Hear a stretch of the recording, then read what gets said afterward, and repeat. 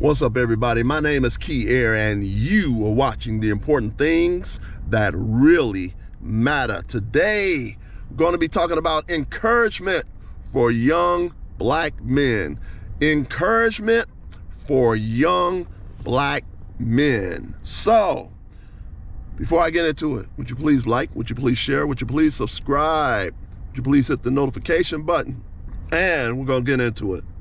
Now, I put together, this is going to be a new series called Encouragement for Young Black Men. And I'm going to tell you a little bit about myself and what I did to become successful throughout the years, and so that you know that you can do it, because I'm no smarter than you. I'm no smarter than you.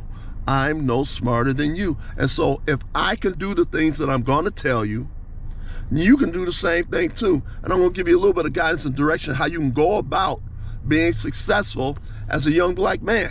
So I want you to look at me, see what I accomplished, and then after you see what I've done to accomplish things, I'm gonna kind of give you some step-by-step instructions on what you need to do to become successful. And part of becoming successful as a young black man is to know that the more education you have, the more money you will make. The more education you have, the more money you will make. The more education you have, the more money you will make. You got to have the mindset. You must have the mindset that you always are in the mode of learning and willing to learn and willing to sit down and read, willing to do whatever it takes to learn whatever new information or new materials you need to learn that will make you successful.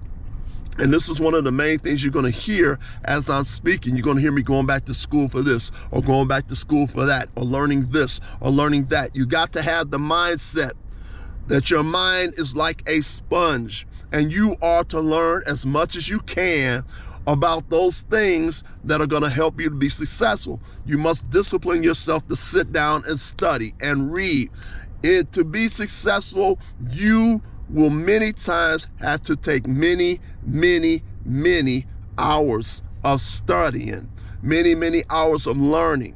Look at the fact that you may have graduated or almost about to graduate from high school. It took years and years, 12 years to graduate from high school. Or if you're in high school right now, you're almost at the end. Don't give up. Don't drop out. Stay in school. You're almost there. If you're in the 10th grade, you only got 2 more years to go. Stay in school, graduate, all right? But you got to have the mindset, if you want to be successful, you got to have the mindset to always be willing to learn something, all right? So I'm going to tell you a little bit about my background and let you know that you can do the same thing that I did. And then on videos after this, I'm going to kind of tell you kind of step-by-step instructions of how I did the things that I did. And a lot of those things that I did entails staying away from people who's not doing anything with their life. Staying away from people that's their priority is screwing around with this woman, screwing around with that woman, screwing around with the other one. Stay away from people like that. Stay away from people that want to get high all the time, want to party all the time. Don't get me wrong, you're going to do a little bit of partying, okay? But don't allow no one else to pull you into that crowd to where you never get out of partying and chasing women. It's a waste of time and a waste of money and a waste of effort. Now, as I stated before, my name is Key Air, and in my lifetime, these are some of the things that I've done. I graduated from high school, all right? That was a big accomplishment. That's 12 years up under my belt, all right? You can do the same thing too. I went to a Big Ten university. I graduated with my Bachelor of Science degree, okay? I graduated from the Big Ten University. Then from there, I got into a management training program with the major Fortune 500 company. I was in the management training program and got trained so much. It was kind of like a 2-year program where I went around to different plants all over the United States to learn about their operations. I went to assembly plants, I went to stamping plants, I went to casting plants, I went to foundries, I went to transmission plants, I went to stamping plants, I went to manufacturing facilities for engineers. I went to at least 2 of those and spent time at each one of these different plants to learn how manufacturing goes and how all these different plants fit together to be able to make a car or be able to make a truck, okay? Did all those things, made it through that program, and then from there, I went on to be a supervisor in the engine assembly plant.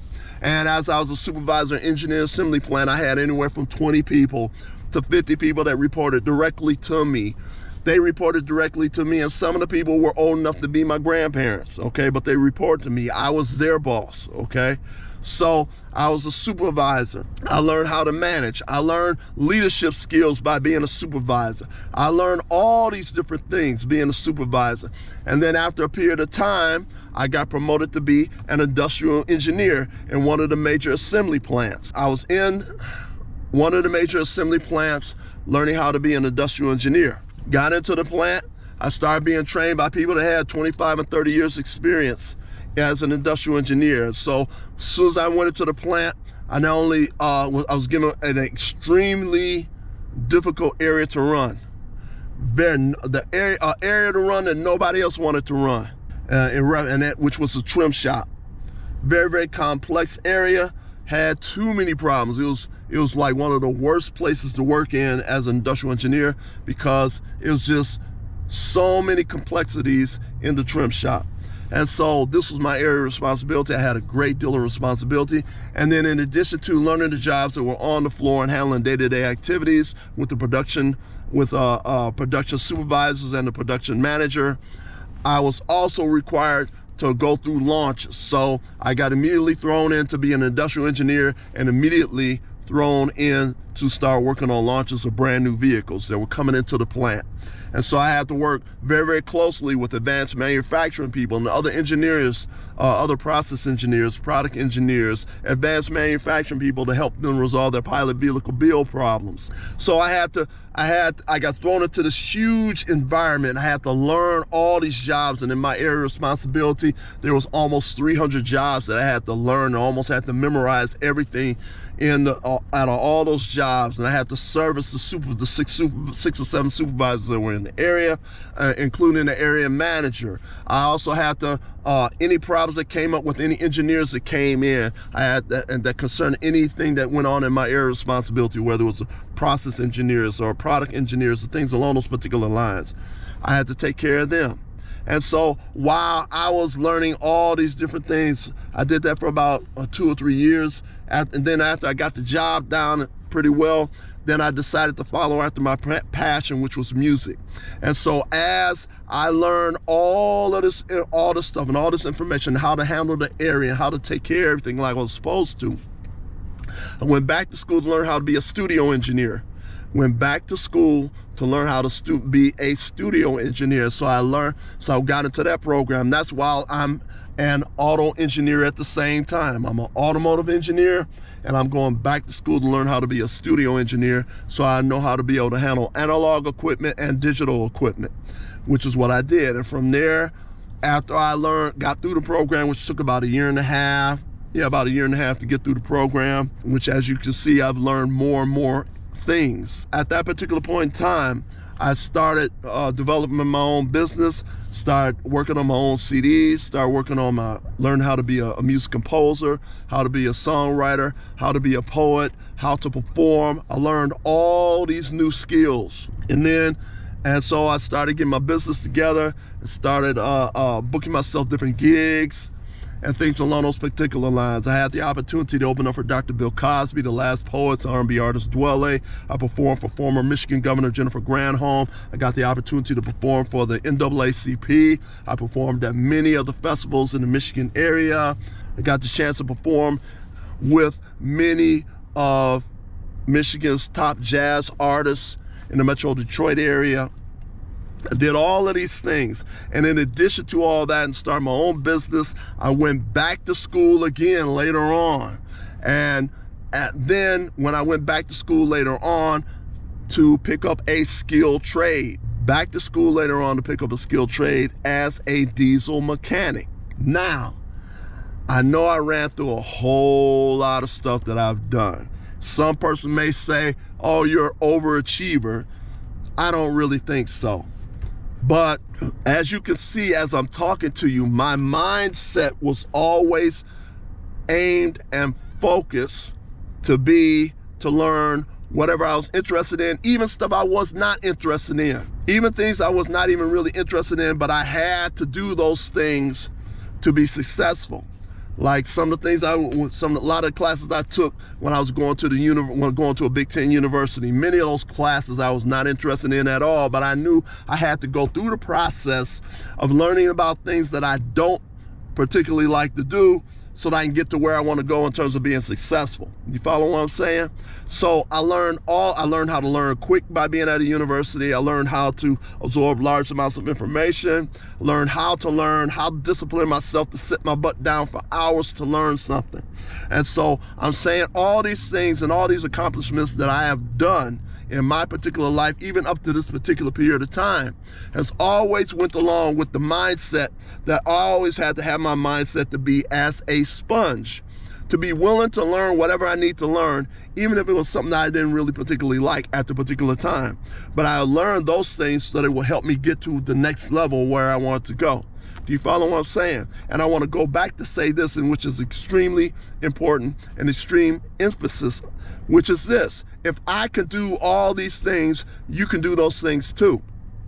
If I can do all of these things, you can do all these things too. If I can do all these things, you can do all these things too. Now I'm going to cut this video short, and I'm going to go into the series, come back for parts 2, probably parts 3 or so, and I'm going to go into step by step what I did throughout the years. Because many times it takes years to be successful. It takes years and years to be successful. Success does not happen overnight. I was listening to one actor. The actor stated it took 20 years to be an overnight success. A lot of people think that he was overnight success when it actually took him 20 years to get there. So keep that in mind. If I can do it, you can do it. If I can do it, you can do it. If I can do it, you can do it, because I'm no smarter than you. Discipline yourself, okay? So please like, please share, please subscribe. Come back for the next series of videos, and I'm going to go into some of the specific steps in which I went into to be able to accomplish all the things that I was able to accomplish, and for you to be able to accomplish the same things and even do even more than what I did. Okay, peace.